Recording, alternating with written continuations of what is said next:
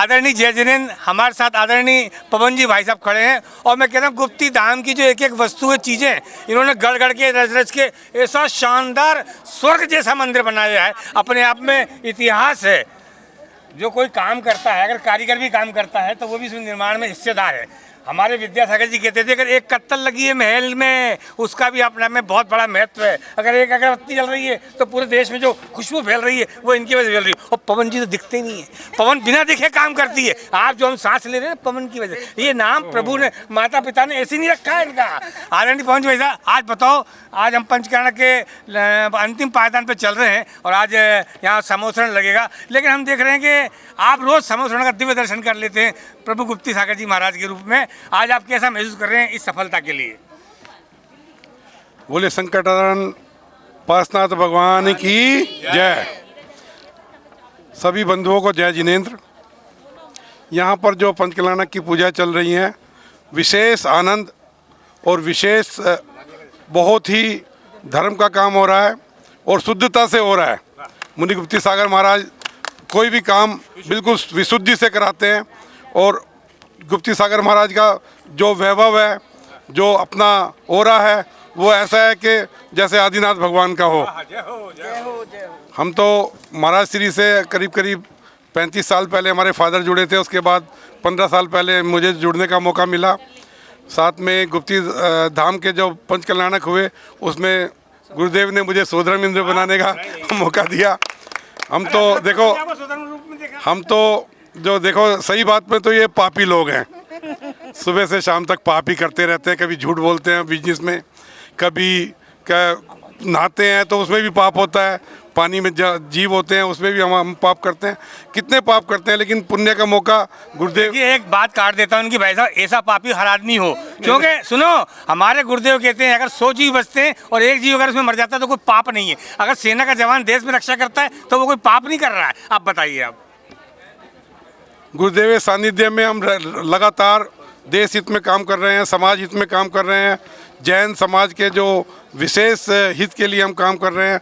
अभी महाराज श्री के चरण कमलों के सानिध्य में हम रह करके एक संस्था चला रहे हैं जिसका नाम है कामयाब, जो हम यूपीएससी के स्टूडेंट्स के लिए, जैन समाज के लिए एक विशेष कार्य कर रहे हैं, जिससे जैन समाज के बच्चे, पूरे देश के बच्चे आ सकते हैं। सिर्फ उसमें एक बात है कि भाई हम उसे बोलते हैं कि साकार होना चाहिए बच्चा अगर साकारी होगा तभी हम उसे एडमिशन देंगे, नहीं तो हम उसे नहीं ले पाएंगे। क्योंकि हम अहिंसा के पुजारी हैं, भगवान महावीर स्वामी के संदेशों पे चल रहे हैं, जियो और जीने दो।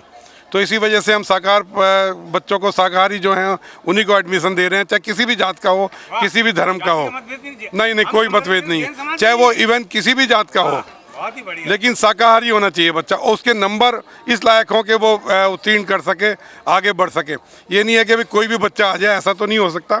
अगर उत्तीर्ण होगा बच्चा, उस लायक होगा, योग्यता होनी चाहिए उसके। हमने उसके लिए एक हॉस्टल तैयार किया हुआ है, खुद का अपना हॉस्टल है, गुप्ती सागर विद्यापीठ के बैनर तले, और उसमें बच्चों को शुद्ध शाकाहारी भोजन प्रतिदिन मिल रहा है।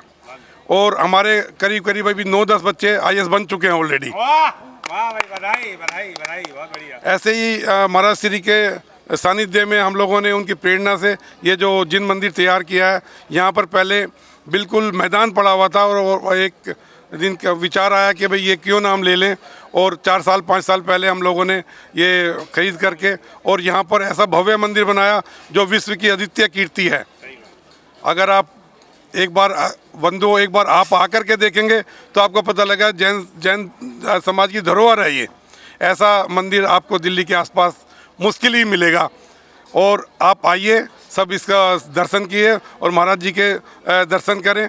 धन्यवाद। जय जिनेंद्र। जैसा पवन जी वैसे ने बताया, यहाँ पे 24 भगवान तो हैं ही, लेकिन 5 जो हमारे 30 क्षेत्र विशेष हैं, चाहे वो महावीर जी हो, तिजारा हो या पेठन वाले बाबा, उनकी मूर्तियाँ भी स्थापित की गई। और विशेष रूप से आचार्य श्री की प्रथम मूर्ति पूरे बड़े 800 गज के स्थान में, हॉल में स्थापित की जा रही है। और वहाँ पे आप आचार्य श्री की पूजन का लाभ भी ले सकते हैं और आपको महसूस नहीं होगा कि आचार्य श्री इस दुनिया से चले गए हैं, आपके साथ साक्षात हैं।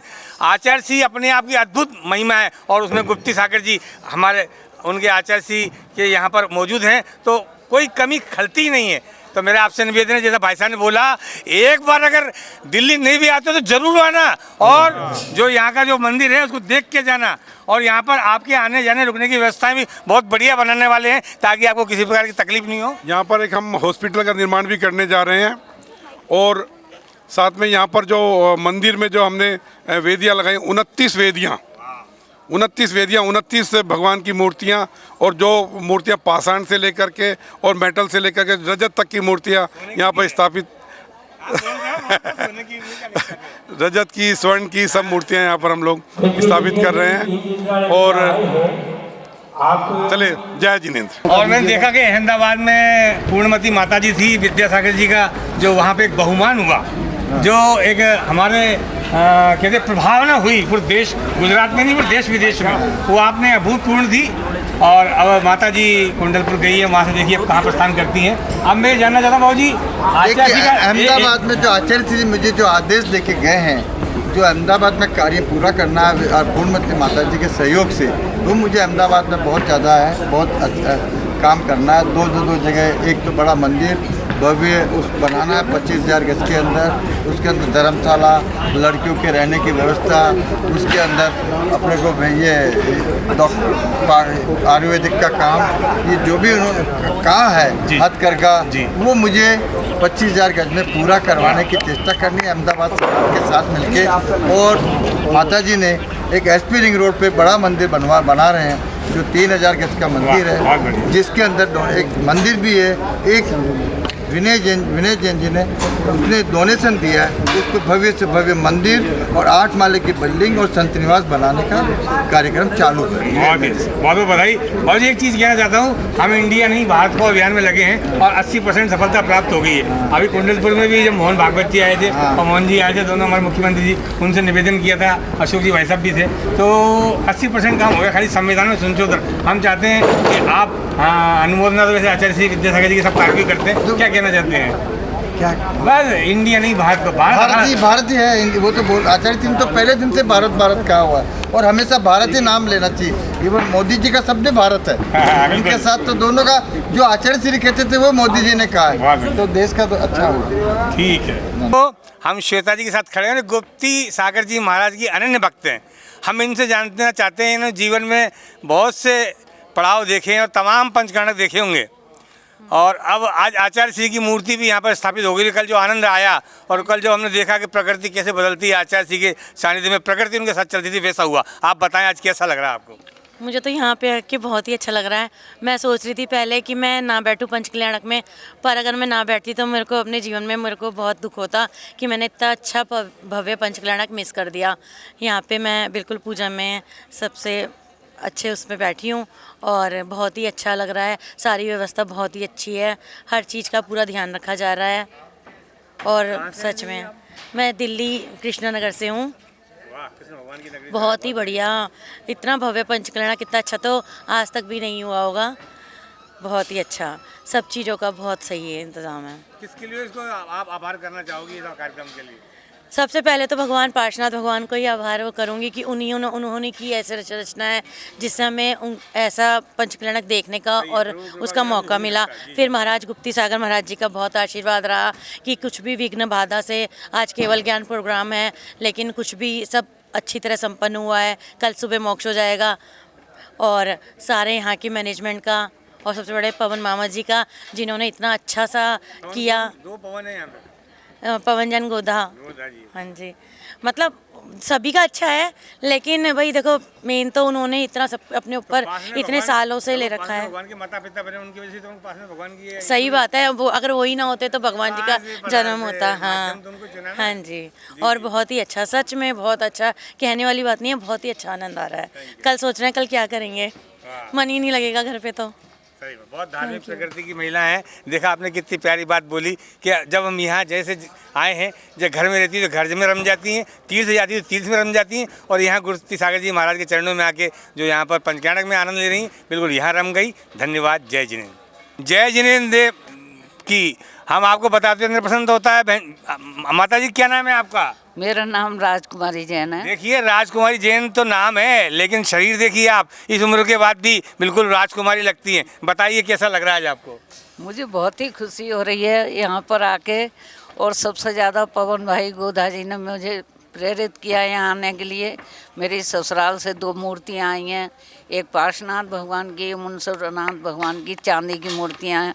वैसे तो मैं नहीं आ सकती थी, पर भगवान ने मुझे इतनी शक्ति दी है, आचार्य श्री विद्यासागर जी का आशीर्वाद, कि मैं अकेली आ जाती हूँ यमुना विहार से। डेली आ रही हूँ अकेली।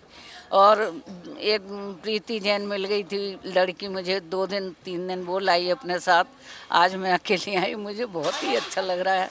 यहाँ का इंतजाम परेशानी तो महसूस नहीं कर रही कुछ आप यहाँ पे? नहीं, कुछ नहीं। यहाँ आते ही बस शांति, कुछ नहीं याद आता, कोई आपने टेंशन। जीवन के इतने पड़ाव उम्र के पार किए हैं। हाँ जी। हम पूछ रहे हैं ऐसा जो भव्य पंचकर्णक आज तक आपने कभी देखा? हाँ, मैंने एक तो देखा और शिखर जी में जो ऐसा प्रसन्न भव्य पंचकर्णक की बात यहाँ दिल्ली में पहला मैंने पंचकल्याणक, भव्यात भव्य पंचकल्याणक यहाँ पे देखा है, जो मेरे घुसते ही मेरे सब दुख दूर हो जाते जय हैं। हो विद्यासागर महाराज की जय। गुप्ती सागर महाराज आचार्य उपाध्याय श्री गुप्ती सागर महाराज जी का आशीर्वाद मिला है मुझे। मैं ज़्यादा जुड़ी तो नहीं हूँ, पर बहुत आशीर्वाद मिल रहा है। पंडित जी जो हसमुख लाल जी आए हैं, उनसे तो मैं बहुत पहले से जुड़ी हूँ। उन्होंने पंचकल्याणक, पहला पंचकल्याणक मेरे गांव में कराया था, मेरे पीहर में। तब से हम जुड़े हैं उनसे। अम्मा हम एक बात जानना चाह रहे हैं। आजकल लड़कियां मेकअप में बहुत खर्च करती हैं, ब्यूटी पार्लर में बहुत खर्च करती हैं। आप बिना इस उम्र के बाद भी इतनी सुंदर लग रही हैं, क्या राज है? मेरा राज, मैंने आज तक कोई क्रीम नहीं लगाई, वही तो कह रहा हूँ मैं। सब कुछ छोड़ दिया है। मेरी उम्र 74 की है, तो मैं केवल एक चीज यूज करती हूँ, वो है ग्लिसरीन। बस इसके अलावा मैं कोई भी चीज बाजार की कुछ बता दो नहीं। बच्चियों को तो ब्यूटी पार्लर में जाना कम कर दें। सबसे बड़ा राज यही है कि घर पे ग्लिसरीन, नमक, नींबू उसका बना के रखें। उसका ग्लिसरीन कितना? 1 किलो? अरे नहीं भैया, कितना? थोड़ा ना। थोड़ा सा उसमें नींबू मिला के, गुलाब जल मिला के रख लें। बस शाम के टाइम सोते समय लगाएं, या कहीं जा रही हैं तो लगाएं। देखिए कितना बढ़िया आज अम्मा ने हमको एक बहुत पुराना नुस्खा दे दिया कि जो ग्रीसलिन आती है वो उपयोग करें, थोड़ा सा गुलाब जल डालें और नींबू, और अपने चेहरे पे दिखाएं, और ऐसा ग्लो 74 साल की उम्र में पाएं। और राजकुमारी जो पैदा हुई आज भी राजकुमारी लग रही है। धन्यवाद। जय जिनेन्द्र। जय जिनेन्द्र। जय। बंधुओं, हमारे साथ यहाँ रोहतक रोड से श्रीमती शीला जी जैन है। और यहाँ कितने दिन से आ रही हो आप? हम पूरे पंचकल्याणक में बैठे हैं, इंद्र बने हैं स्टेज पे, और महाराज जी की प्रेरणा से एक दिन मंदिर के दर्शन करने गए थे, तो महाराज श्री ने, उपाध्याय गुप्ती सागर जी ने हमें प्रेरित किया, और तभी हम इंद्र बने और बैठे। महाराज जी की तो कहना ही क्या, क्यों महाराज जी इंद्राणी बनी होगी, इंद्र कैसे बन गई? इंद्राणी सॉरी। महाराज जी का तो कहना ही क्या, उनके अंदर तो वो उनकी प्रेरणा, उनकी लगन, उनके मार्गदर्शन से इतना भव्य पंचकल्याणक हुआ। क्यों ना होता, है ये उपाध्याय गुप्ती सागर जी ऐसे, उनके गुरु, सुनो, इस पूरे पंचकल्याणक में आचार्य श्री भी पधारे आए एक मूर्ति के रूप में। उनके गुरु आचार्य विद्यासागर जी है ही ऐसे, तो उनके शिष्य कैसे नहीं होते? उनके शिष्य भी तो ऐसे हो गए। अब आचार्य विद्यासागर जी अपने शिष्य के कार्यों के ऊपर बैठे, देख रहे ब्रह्मोत्तर स्वर्ग में, 5वें स्वर्ग में बैठे, 5वें स्वर्ग में बैठे हुए अपने गुरु के कार्य को देख रहे हैं। हमें उपाध्याय गुरु गुप्ती सागर जी कल यहाँ पर आचार्य विद्यासागर जी जब मूर्ति स्थापित हुई तो पूजा कर रहे थे, तो लग रहा था कि हाँ, ये भी आचार्य विद्यासागर की छवि उनके अंदर पड़ रही थी। बिल्कुल साक्षात ऐसे लगे थे वो आदिनाथ बड़े बाबा, विद्यासागर छोटे बाबा, और ये भी उनसे छोटे बाबा ही लग रहे थे। आचार्य गुप्ती सागर जी में साक्षात वही झलक, वही रूप, वही प्रेरणा लग रही थी। हमें तो ऐसे ही लगा कि इनकी शरण में रहना चाहिए, और हम इनके जाते हैं सोनीपत दर्शन करने भी जाते हैं आचार्य गुप्ती सागर जी के। और देखो उनकी भावना थी तो सबसे पहले देखा, बहुत सुंदर, अति सुंदर, बहुत सुंदर। हाँ, हम वही तो गए थे, गुप्ती सागर ही होकर आए थे हम लोग। तो देखिए ये चमत्कार जो है ना, अच्छा उपाध्याय गुप्ती सागर जी का ही है, क्योंकि वो शिष्य आचार्य विद्यासागर जी के हैं जो चौथे काल के हैं। नमोस्तु, नमोस्तु। धन्यवाद बहन जी, आनंद आ गया।